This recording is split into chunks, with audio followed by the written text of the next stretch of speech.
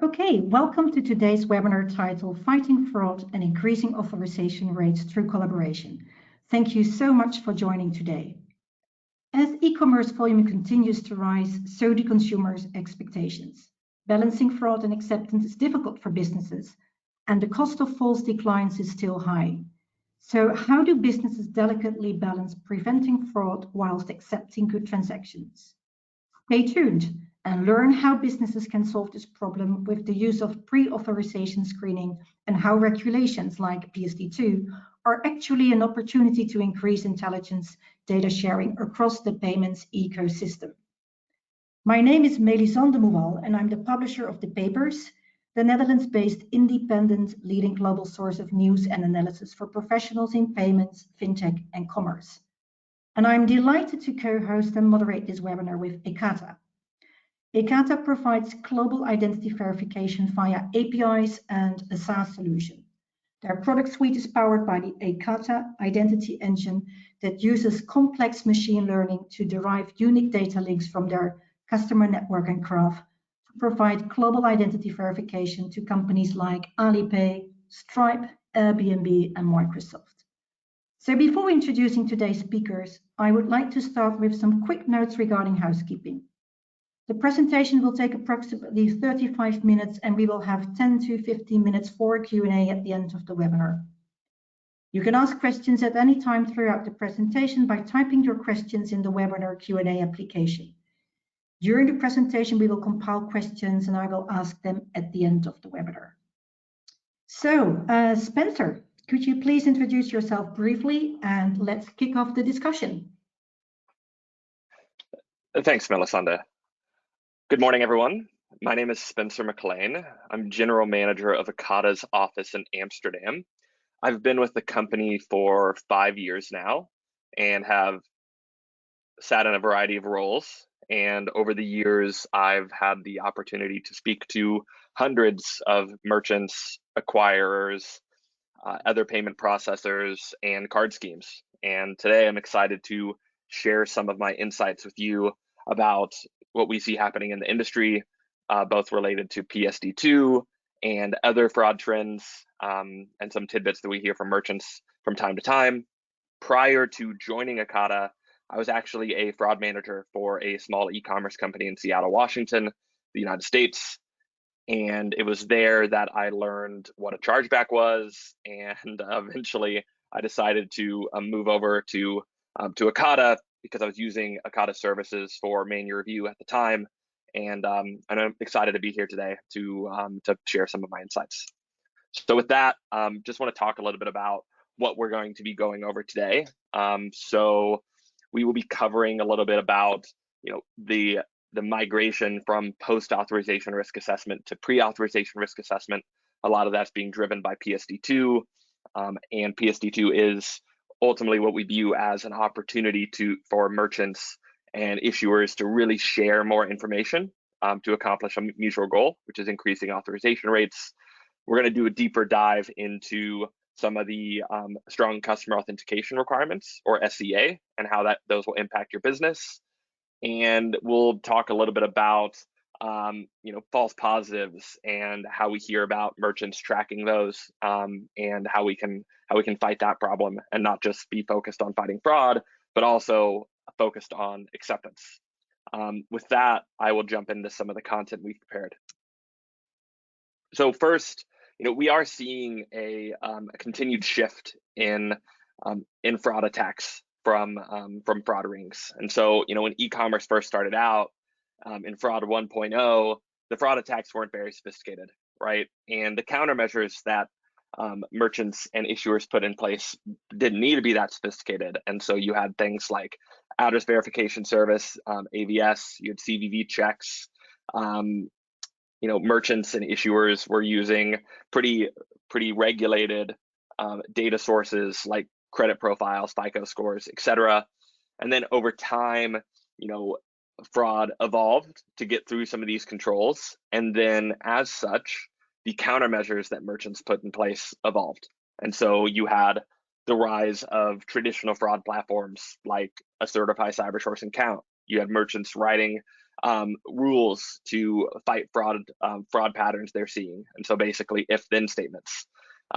You had a lot of issuers doing more deeper KYC checks and AML checks to prevent money laundering on the issuer side of things. And then now, we see more and more sophisticated fraud attacks, and we see people on the dark web sharing tools to allow fraudsters to spoof device identification and make it seem like they're using one type of device when they're using another one. And these fraudsters really develop an intimate understanding of individual merchants and how those individual merchants are fighting fraud. And these fraudsters are sharing this information to allow them to get products from these merchants and then ultimately sell those and monetize those products. And so what we're seeing in Fraud 3.0, which we call organized crime, which it really is. I mean, there's fraud rings around the world that are doing this as a full-time job. It requires a lot more sophisticated countermeasures. So things like machine learning, understanding more about the identity and the device, and then more and more merchants are doing pre-authorization risk assessments, and we'll talk more about this later and the benefits that merchants can see from that.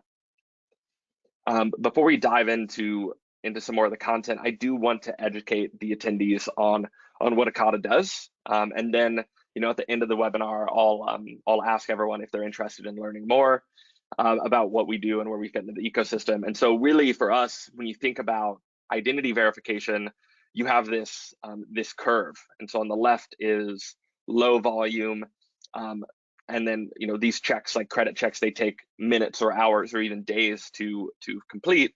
And then on the far right, you have high volume, low latency use cases like payments, where if you want to run a pre-authorization risk assessment, you need to be able to make a decision in 100 milliseconds or less. And so Ekata provides identity verification solutions around phones, addresses, emails, and IPs. And we really focus on the right side of this graph. And so we provide services that do merchant onboarding, supplemental checks on top of KYC, so understanding phones and emails, for example, and then traditional e-commerce in a post-authorization environment, and payments use cases in a pre-authorization environment. So as Melisande said, we have our Ekata engine, which has two main assets. We have an identity graph, which is sourced data from telcos, bureaus, utility companies, etc. So in this graph, we have nodes, names, addresses, phones, emails, and IPs. And from data that we source, we connect those nodes together to be able to tell you if a phone and a name are associated with each other, or a phone and an address, etc. And then in parallel to this, we have our identity network. And so from our 2,500 customers worldwide, we look at our customers' queries in an aggregated pseudo-anonymized fashion, meaning the queries are hashed, to look for patterns. So velocities of email addresses, velocity pairings of a phone and an IP address. And we take both of these assets, we apply a machine learning layer where we generate a series of scores. And then on top of all of this fits our product suite. And so we have pre-authorization products like our transaction risk API, post-authorization products like our identity check API, and then a man review tool, Pro Insight. And so if you are interested in learning more, we'll make a point to reach out to you after the webinar to start a dialogue. But with this, let me dive back into the content that we've prepared about the topic. So it's no surprise to anybody, e-commerce is growing, and it's growing rapidly. And it is continuing to be a larger and larger share of overall global retail. Like more and more consumers are shopping online, especially these days during COVID-19 and the lockdown.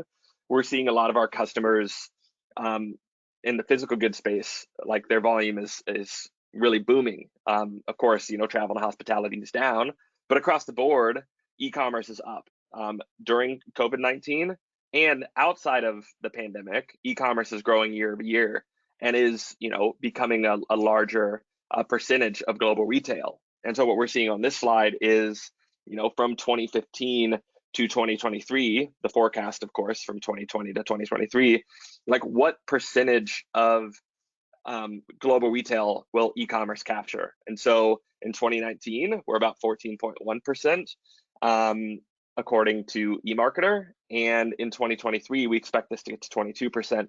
And this will continue to grow over time. And a lot of this is because, consumers have this rising expectation where they're able to receive goods very quickly.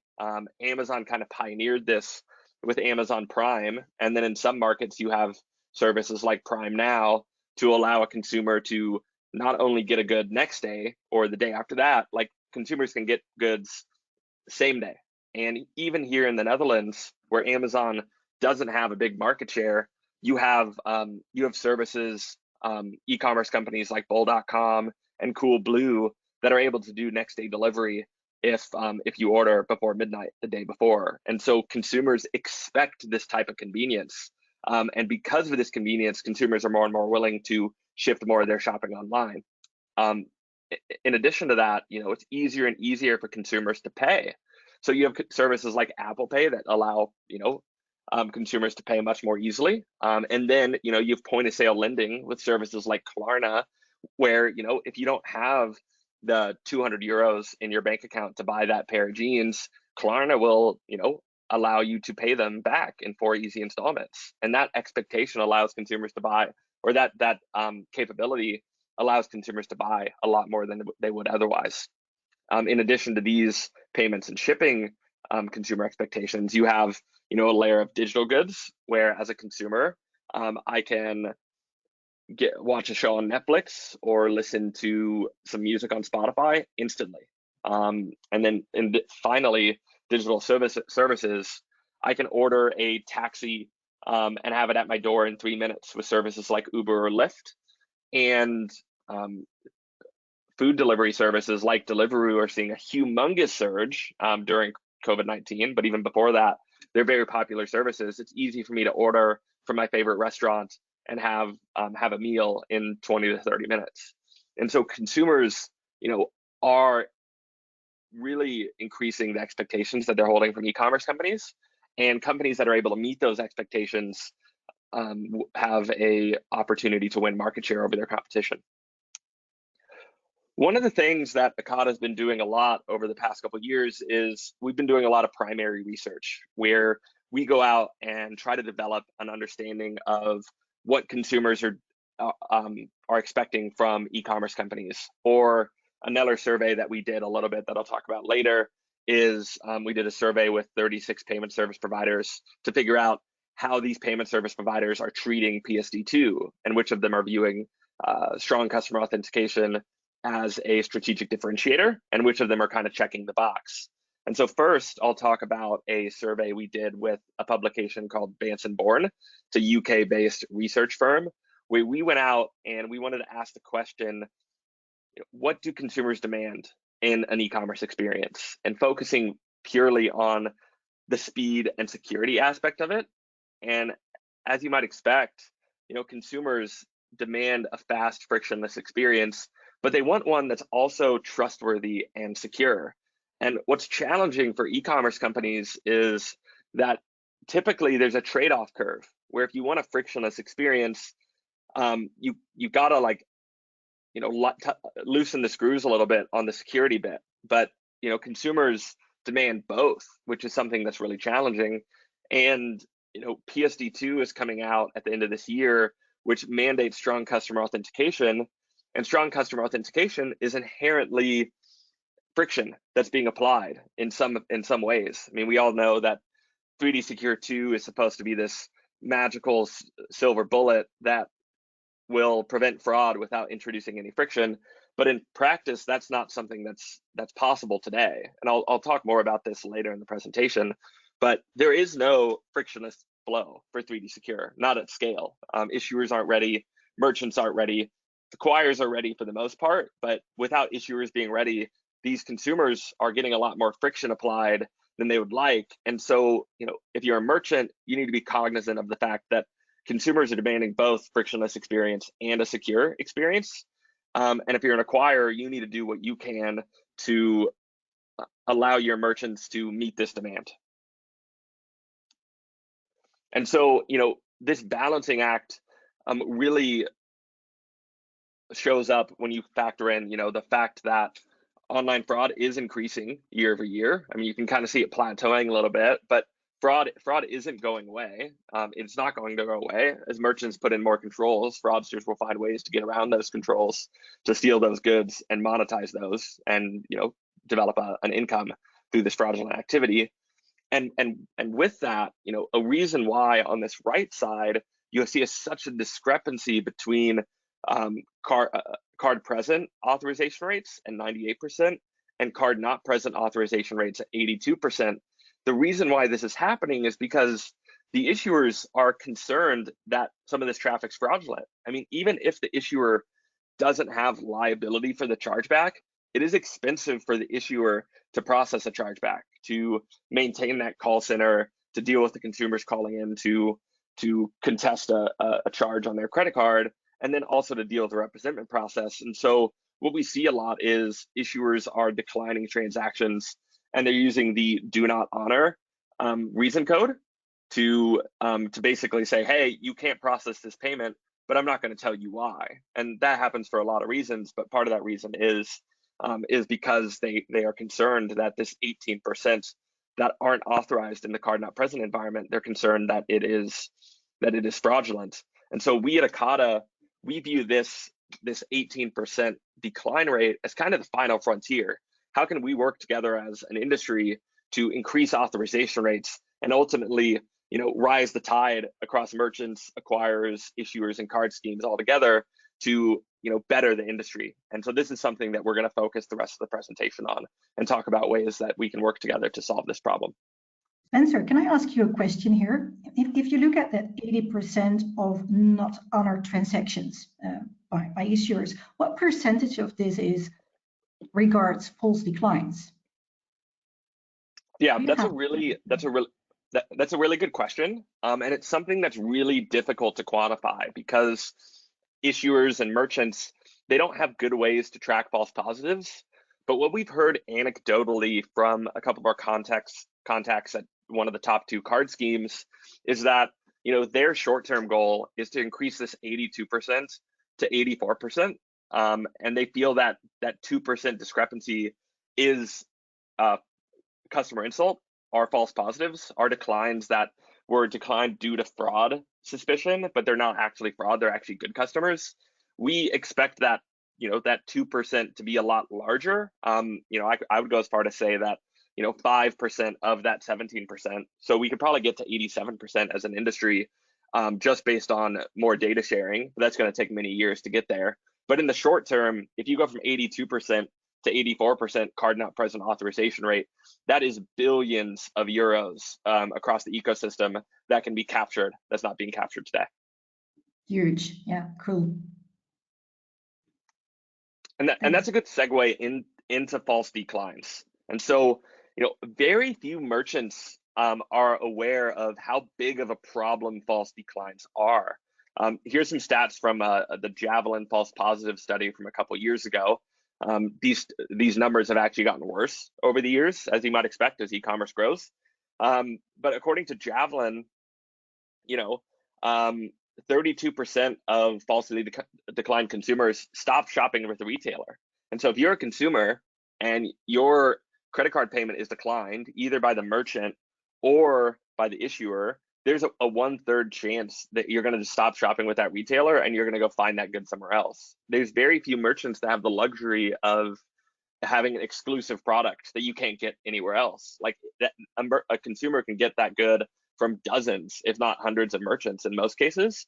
And so it's really important that you're cognizant of this problem. And then for issuers, if there are any issuers on the webinar, I mean, this is a problem for you too, because if you decline your consumers' credit card payments, they might just put that credit card in the back of their wallet and they might stop using it entirely. I know that that's happened to me since I moved to Europe, because my US credit cards, they just don't work well over here. So I've kind of pivoted entirely to using my ABN AMRO debit card as I can, depending on if the merchant accepts Ideal or not.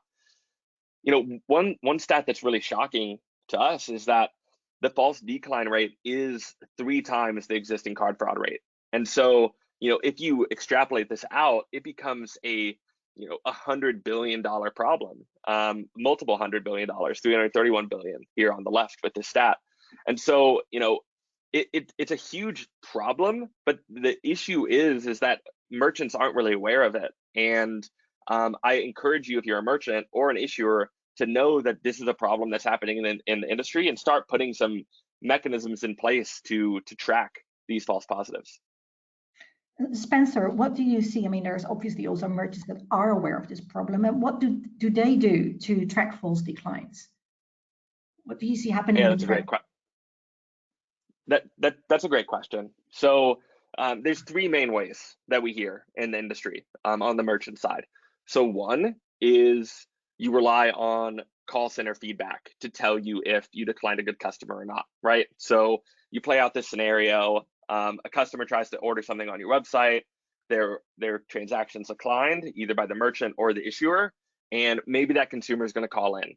And maybe if you put a mechanism in place between your call center and your fraud team to pass that feedback down, you can use that feedback as a feedback loop, if you will, to loosen your controls and accept more customers. But the problem is not every consumer is going to call. I mean, I would say most consumers aren't going to call. And so that's not a great mechanism, but it's better than doing nothing, to be sure.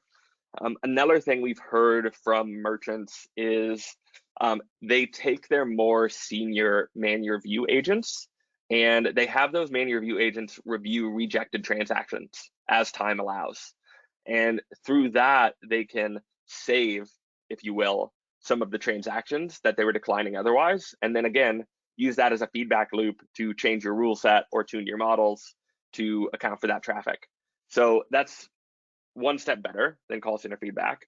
But then finally, the best way, but it's expensive, to be clear, is what we've heard of being called a control group. And so a control group in this context is where you take a certain percentage of your declined transactions and you accept those randomly. So you say, hey, I decline, 1,000 transactions this week. Let me accept 100 of those randomly, and then see which of those turn into chargebacks, and then use that to tune your models or adjust your rule set. That's by far the best way to do it, but it's expensive. And not every merchant has the luxury of, being able to accept that type of chargeback risk.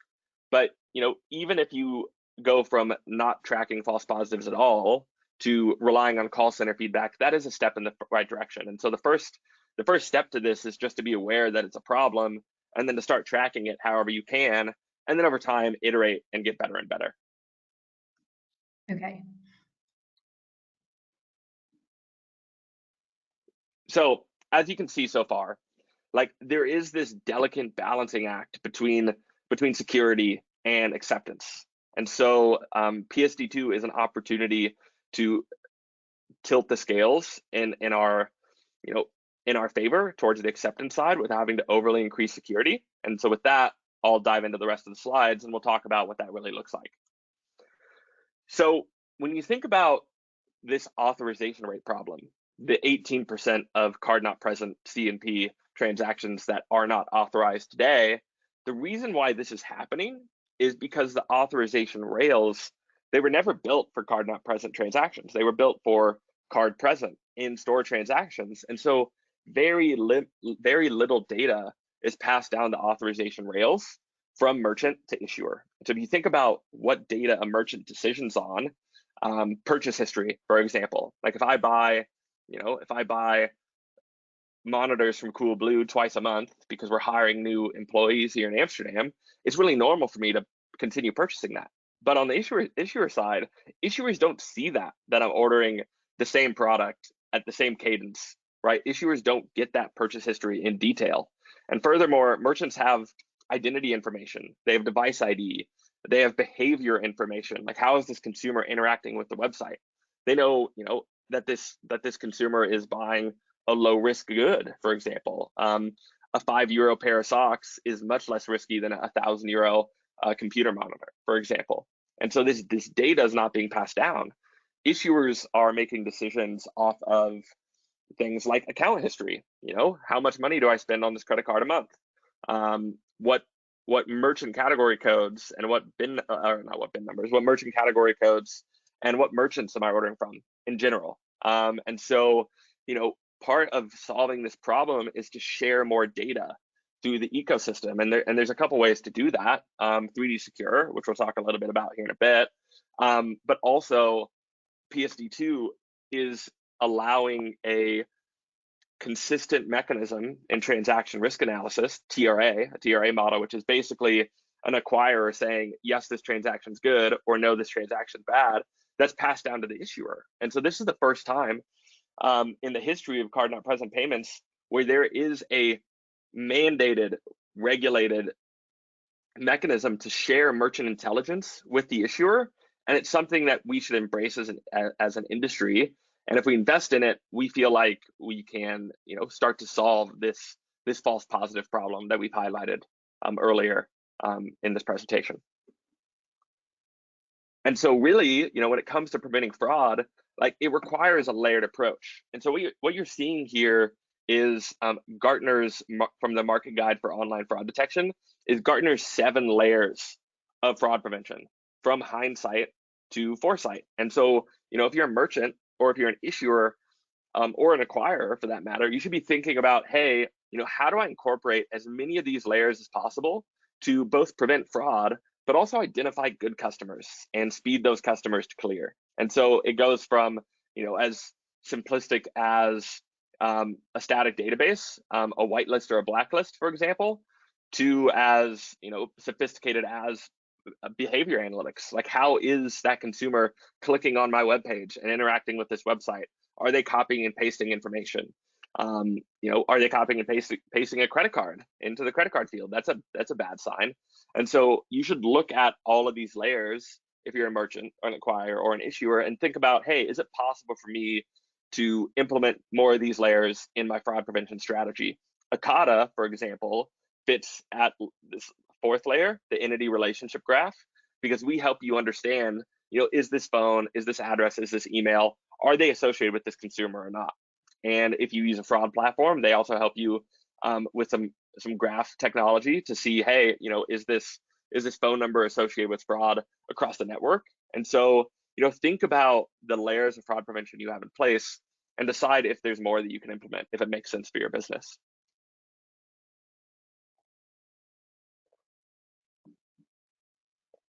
And so, a little bit more about data sharing initiatives, right?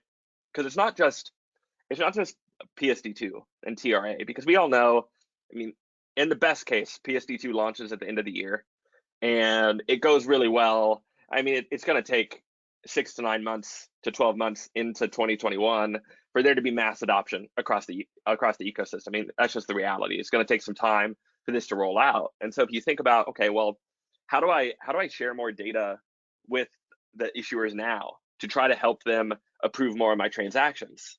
So there's a few ways to do this. And so one, 3D Secure 2, we're on 2.2 now, and the 2.3 spec is coming out very soon, or will be rolled out in a few months.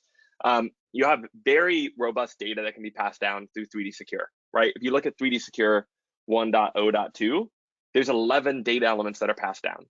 Not very rich, not a rich payload. In 3D Secure 2, 2.0 or above, there's over 100 data elements that can be passed down from the merchant to the issuer.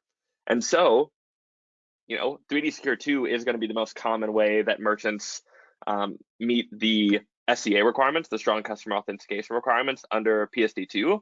But you can think about using 3D Secure 2 now. In Europe, about 34% of transactions go through 3D Secure today. And if you're a merchant, this is low-hanging fruit. If you're already using 3D Secure 1, you might as well upgrade to 3D Secure 2, work with your acquirer, your merchant plugin to make that happen, because then you'll be passing down more data to the issuer, and you'll get a head start on some of this data sharing stuff that you don't have to wait for PSD2 to launch, is what I'm saying. But then in addition to that, there are options outside the 3D Secure rails. And so, while 34% of transactions go through 3D Secure in Europe, only about 2% of transactions in the United States go through 3D Secure.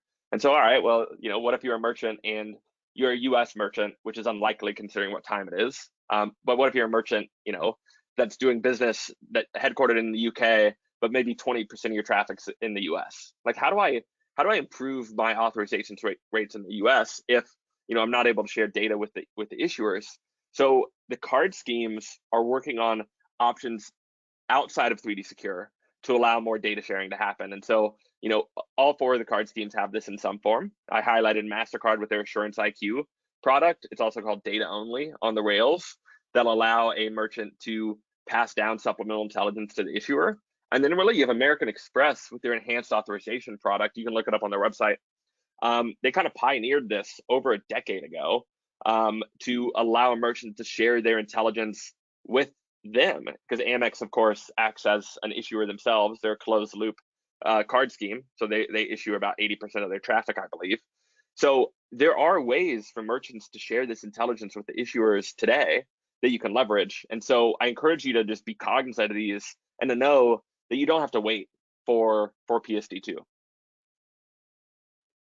And with that, I want to kind of dive in and spend the rest of the time talking about PSD2 and pre-authorization and what that means if you're a merchant, if you're an acquirer, or if you're an issuer. And so, a couple of years ago, we had GDPR come out, and it really caused merchants, it caused everybody to tighten the screws and to share less data, because they're like, oh, well, there's this data protection regulation, and I need to allow these consumers to exercise their rights to access their data, to modify their data, to erase their data. And if I'm sharing this data out, it just becomes so much more complex. And these merchants and acquirers, they started like really, really tightening the screws and not sharing data because they didn't have a reason to. But what we see with PSD2 is it's giving merchants a reason to share more data with their acquirers. And it's giving acquirers a reason to share more data with the issuers, because you can increase your authorization rates, you can decrease your fraud rates. And so we see PSD2 and GDPR, both great regulations, but they conflict in this manner where GDPR kind of encourages less data sharing and PSD2 encourages more data sharing. Fortunately, GDPR has all of the proper mechanisms to allow this data sharing to happen. But what it means in Europe is that the acquirers that we work with at Ekata, like, they're actively reaching out to their customer base, their merchants, to get them to share more data with them, because they see that there is a strong benefit to more data sharing. And so if you're a merchant, like, embrace this data sharing, this shift in data sharing, and understand that there is a lot of benefits to you sharing data, and it will help you long term, which I'll talk more about later. But before I jump to the next slide, I want to run a poll. And this poll is basically, I want to build an understanding of, what kind of resources do you find useful to learn more about PSD2 to develop your organization strategy? So let me launch this poll, and I'll sit on it for 30 minutes to give people time to answer, and then I'm keen to see what people think.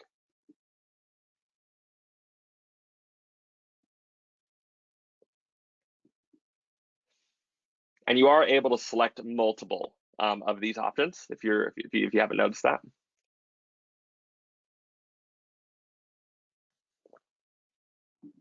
Give it 5 more seconds here, and then I'll switch to the results. Okay, so let's have a look at the results here. So very interesting. Good to see that industry publications like the papers is up there at 50%. Webinars, that's great to see. I mean, I guess it makes sense. You're here today. Conferences, that's a big one for me. Hopefully we have some conferences later this year. Fingers crossed. I think Money 2020 in Europe is still slated for Q4. They moved it, or late Q3. So hopefully I see some of you there. I am surprised to see that directly from regulators is one of the top options. But yeah, so this is great, and I'm glad that you all are here, and hopefully you're able to take a few things away from this presentation to consider making some changes in your strategy. And so with that, let's talk about SCA a little bit. So SCA stands for Strong Customer Authentication. It's basically a mandate that requires you to authenticate all card-not-present transactions. Now, fortunately, there are a lot of exemptions that we'll talk about, because as we as I showed you early on with that Vance and Bourne research, consumers, they don't like friction. And 3D Secure 2 today is not frictionless. 3D Secure 1.0.2 is certainly not frictionless, and I'll share a stat with you in a few slides that I think you'll find really enlightening on that.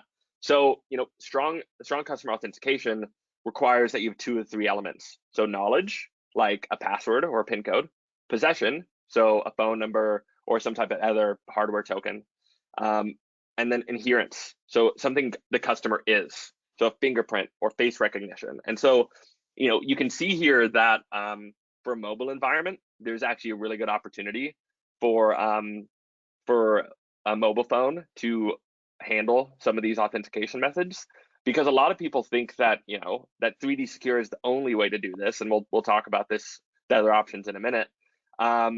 Because most merchants and PSPs, they're just like, okay, well, we're just going to implement 3D Secure 2 to comply with SCA. And if you don't SCA a payment, if you don't run a payment through strong customer authentication, the issuer will reject that payment. Although you should know that there's such thing as a soft decline, where an issuer will decline a transaction, but they won't hard decline it, meaning that your acquirer, if they're ready to acknowledge the soft decline, can immediately pivot to do an SCA. If they, for example, if they applied for an exemption and the issuer declined that exemption for whatever reason, and then they'll soft decline the transaction, and then you have an opportunity as a merchant to go back in and then to run strong customer authentication.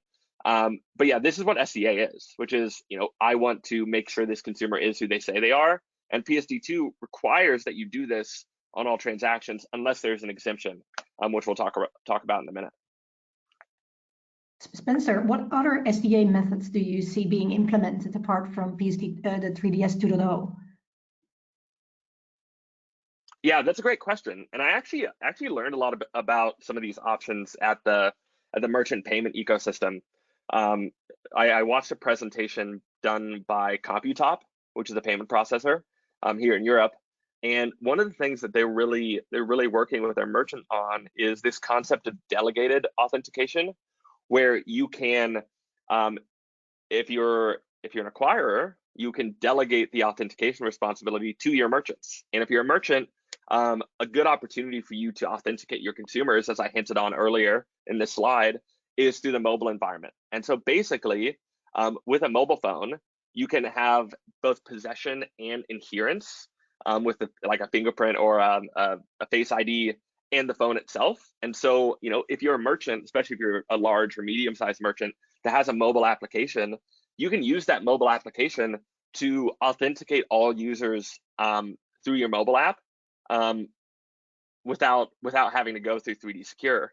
Now, the caveat to that is what we expect to happen when PSD2 launches later this year is we do expect issuers to treat delegated authentication as a less secure method of authentication than 3D Secure, because ultimately what delegated authentication does is allows a merchant to do their own authentication, yes, which is a lot of opportunity to reduce friction. But the challenge there is that you as a merchant and your acquirer working together are going to pass down a flag to the issuer that says, yes, we authenticated this transaction, but the issuer doesn't know exactly how you authenticated it. And we expect there to be some hesitation from the issuers to treat that as strong of an authentication method as 3D Secure. But it's something that we do expect to get more and more traction after PSD2 launches at the end of the year. And there's a lot of interesting companies out there that are developing alternatives to 3D Secure. But just know that issuers prefer 3D Secure. It's what they know. It's what they've been preparing for. And so play around with it if you're a merchant and make sure that you're not like shifting over 100% of your traffic to some authentication method that's new, frictionless, and that's great, but it might result in less conversion on the issuer side. And speaking of conversion, one little stat I want to share.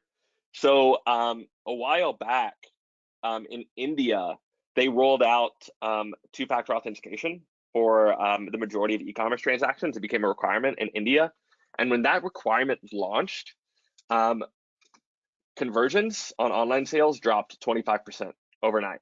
And I don't say this to scare you. I say this to prepare you, because what's going to happen when when PSD2 launches at the end of the year, assuming it doesn't get delayed again, which we hear a little bit about due to COVID, but we'll see how it plays out. But whenever PSD2 launches, there will be a drop in conversion. It's inevitable, because some of the issuers aren't going to be ready, right? Visa and MasterCard and Amex and the other card schemes, like, they are doing everything they can to force these issuers to be ready. I mean, just in March last month, Visa had their deadline for issuers being live on EMV 3DS 2.1.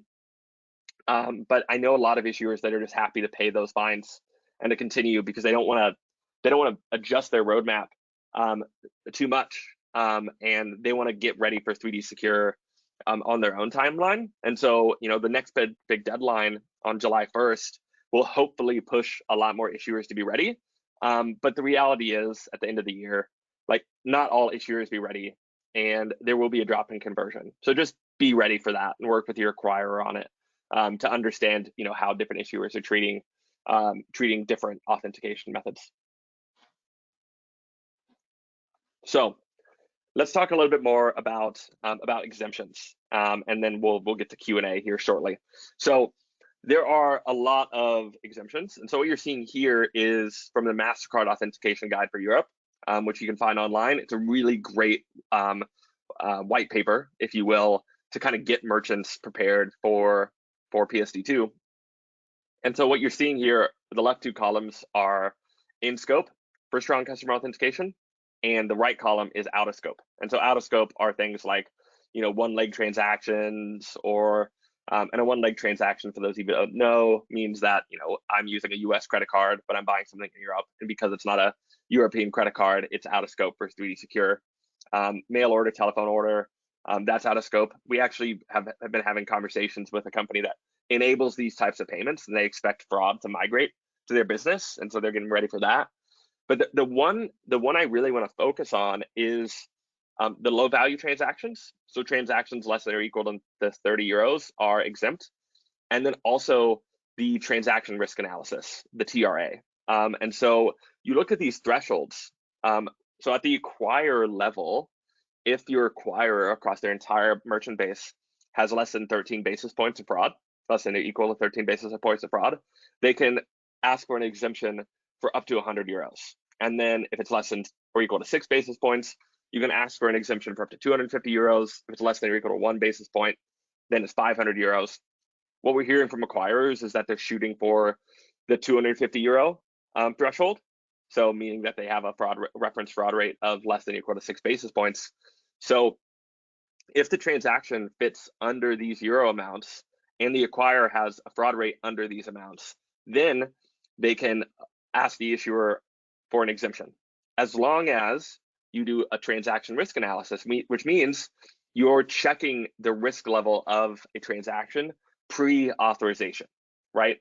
And so we'll talk a little bit more about that. But what this means for the ecosystem is that acquirers and merchants now have a reason to really invest in understanding the risk of a transaction before the authorization is submitted, because they have an opportunity to avoid friction, to avoid exemptions. And so we see so many more acquirers working with their merchants to gather information from those merchants that they've never had before. And then we see a lot of merchants trying to figure out, okay, well, how can I move my risk assessment from post-authorization to pre-authorization? And it's something that we encourage you as a merchant to start thinking about, because there is a big benefit to this. And another way to really see what this looks like is, based on the euro amount of the transaction and the reference fraud rate on the left, like this bottom left side of the grid is an opportunity to reduce friction, to eliminate friction on this portion of your traffic. And on the top right, you need to do SCA unless it applies for another exemption. And a lot of this has to do with, just understanding the risk level of a transaction before you submit it for authorization. Spencer, I have a question here. You mentioned not all issuers might be ready by the end of this year. It might take longer, then there's different ways of implementing this. How should a merchant navigate through all these, through basically this very fragmented landscape? How do you know how to basically optimize authorization? Yeah, so that's a really good question. So if you're a large merchant, you probably have the resources to start developing an understanding of the issuer landscape yourself, because ultimately it boils down to understanding how an issuer is going to react to various things you send them, right? To a 3D secure request, be it 1.0.2 or 2.0 or 2.1 or whatever. How are they going to react to that? Or, if you do send them an exemption request, how are they going to react to that? Because a lot of issuers may just decline all exemptions come December 31st to start, right? They might just do that. Like, no one really knows, and no one's really going to know until we get closer to the deadline and people start testing these out with the issuers. And so what it really requires is starting to develop this understanding of the issuer landscape. And so if you're a merchant, you can do this yourself, or start a dialogue with your acquirer, because your acquirer is also incentivized to develop this understanding as well, and to act in the merchant's best interest to maximize the authorization rates. And so start thinking about, okay, well, how do I start determining what an issuer is going to do when I take a certain action, when I send them a certain piece of information? And this intelligence is something that will be developed over time, and it will be iterated on week after week, month after month, quarter after quarter. And if you're able to do this, you're going to be in a better position to authorize more transactions and increase your conversion rate than your competition. Okay. I want to share a stat. This is from some PSD2 research done by Ravelin, which is a UK-based machine learning company.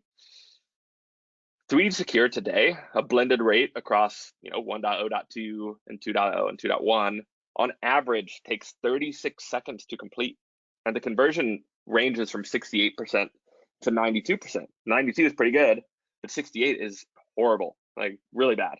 Only 9% of transactions are frictionless, and so avoid 3D Secure as much as you can. Maybe a year from now, a year and a half from now, this stat will be greatly improved. But right now, 3D Secure kills conversion, and you should be only doing it when absolutely necessary to maximize your exemptions. And with that, I'm going to jump to my last couple slides, and then we'll get to key takeaways and Q&A, because I'm cognizant of time.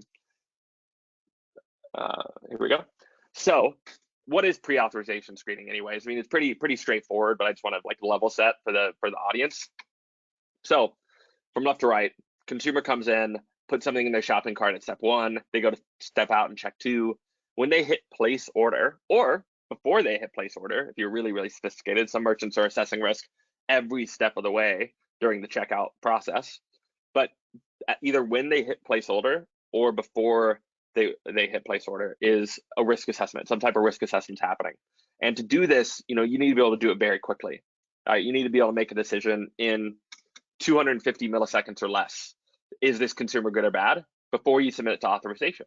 And one of the benefits of pre-authorization is, like, by filtering out the bad traffic before you send it to the issuer, well, to your acquirer, and then thus the issuer over time automatically understand that your traffic's good, that you are less risky than other merchants, and your authorization rate will naturally increase over time. It will take some time to be sure, but the greater the percentage of good traffic you're sending the issuer, the better and better your authorization rates are going to be. And so that's one benefit of pre-authorization screening. Another benefit is that it is required at some level by regulation, and so you need to do this to meet the PSD2 regulation and the transaction risk analysis requirements, or your acquirer needs to do it on your behalf. So and then beyond that, one of the things is, as you start to develop more and more of a pre-authorization risk assessment muscle, you can start to do very interesting things to enable these new customer experiences. And so, for example, we work with a large Dutch merchant here in Amsterdam, and they're able to dynamically introduce different promotions to consumers during the checkout process based on the risk level of that transaction or that customer journey. And so really think about pre-authorization screening as an opportunity for your business.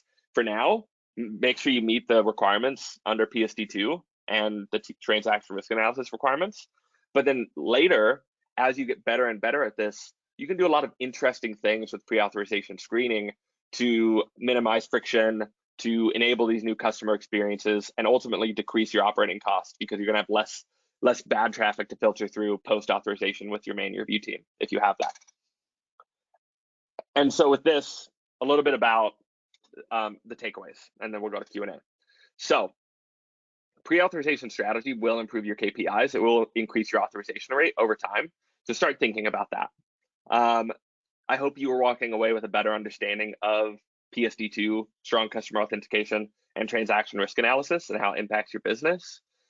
Think about how to track false positives if you're a merchant, right? Most merchants aren't tracking them today, in my experience, but you should be starting that dialogue internally. And then embrace this data sharing shift that we're seeing in the ecosystem, because it will impact your authorization rates in a very positive way over time. Before we jump to Q&A, I do want to ask the audience, if you're interested in learning more about Ekata, or if you're interested in being notified about webinars related to this topic. So I'm going to run a brief poll for about 30 seconds, and then we'll jump to Q&A with the last 6 or 7 minutes here. And if you're not interested in either of these, just don't check either, and we'll move on.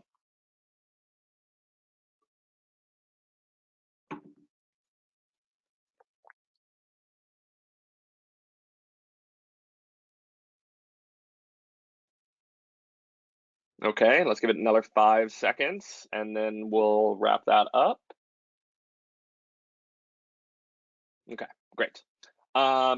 So it seems like most of you are interested in being notified about more webinars, and a good portion of you are interested in learning about Ekata. So expect someone from my team or myself to reach out over the coming weeks, and we can start a dialogue. And with that, I thank you for joining the webinar. We'll spend the rest of this time on Q&A. Yeah, thank you so much, Spencer, for sharing your insights into what merchants can do to maximize exemptions and increase their authorization rates. We have some questions from the audience, so let's kick it off. The first question is how to configure the exemptions. How can you configure these exemptions in the table that you just presented? That's a good question. And so what we're seeing is a resurgence of payment gateways, because payment gateways are now sitting in a very strategic place in the payment workflow to dynamically smart route transactions to the acquirers that are able to get more and more exemptions. And so if you're a large merchant, work with your gateway or your acquirer to make sure that they're developing an exemption engine that's able to maximize your exemptions. If you're a large merchant, you can track these yourself, but ultimately your acquirer and your gateway will be the ones to apply for these on your behalf with the issuers. And if you're a gateway, you have a really strong opportunity to help your merchants maximize your exemptions by routing those transactions to the places where you're best able to get those from the issuers. Thank you. What do you think of payment facilitator models with regards to PSD2 from a merchant perspective? I think that's for PayFacs, for payment facilitators, there is a good opportunity for them to differentiate themselves in the industry. I hinted earlier about some research we're doing with Strackgranat, which is a consulting company out of Spain. And what we're seeing is that payment service providers and payment facilitators are, fit in this bucket. Like, some of them are really treating PSD2 as a strategic differentiator, and they're really investing in, having the best exemption engine possible and having very strong transaction risk analysis models and investing more in machine learning. And so I think that, at some level, payment service providers that invest in these capabilities will over time win market share over their competition. And so, the small payment facilitators have an opportunity to grow market share than they would otherwise. And if you're a merchant, what it means is that you're going to have a lot of options out there to really optimize your payment strategy more so than you did before. Yeah, thank you. And where can we find information about the issuer PSD2 readiness? Is that data available? That is a great question. You know, if it is available, it's not being shared with us. You know, the card schemes are certainly tracking those, and what I'd encourage you to do is, you know, keep an eye out for other webinars and publications that are put out by MasterCard or Visa, who are doing the most tracking of issuer readiness, because they're the ones that are, you know, mandating that issuers meet these deadlines. Anecdotally, what I've heard is that the majority of issuers are not ready. At MPE in February, the Merchant Payment Ecosystem Conference, I was in a session with Zalando and MasterCard, where Zalando was testing issuer readiness. And it seems like, at least as of February, the vast majority of the issuers were not ready even for the 3D Secure 2 protocol. But I imagine that MasterCard will put out a lot more publications over the coming months to give merchants the peace of mind that issuers are getting ready. But unfortunately, there isn't some, you know, like amazing place to go to get information about issuer readiness. Merchants historically have developed that knowledge on their own, but the issuers, or sorry, the card schemes will help you with that. And MasterCard's done a pretty good job educating the industry about it. Thank you. We have time for one more question, Spencer. Where can we find more information about the exemption engine? So I mentioned the MasterCard Authentication Guide for Europe as a really great place to go to develop a better understanding of what exemptions you can apply for. Actually, the German one is very robust. It's not in German, but it's published by MasterCard's team in Germany. So that would be a good place to go. Also, you know, Adyen and Ravlin and Ekata at some level are putting out a lot of good blog posts about what exemptions you should be looking for. But I would actually point you mostly towards the stuff that MasterCard's working on, the Authentication Guide for Europe. So that's a good place to go. Great. Thank you so much, Spencer. And thank you, audience, for tuning in today. We will send you all a link to the webcast shortly, and we will get back to questions that we did not have time to include in the webinar. I wish you all a very good day. Hope to see you next time, and stay safe. Thank you. Bye-bye.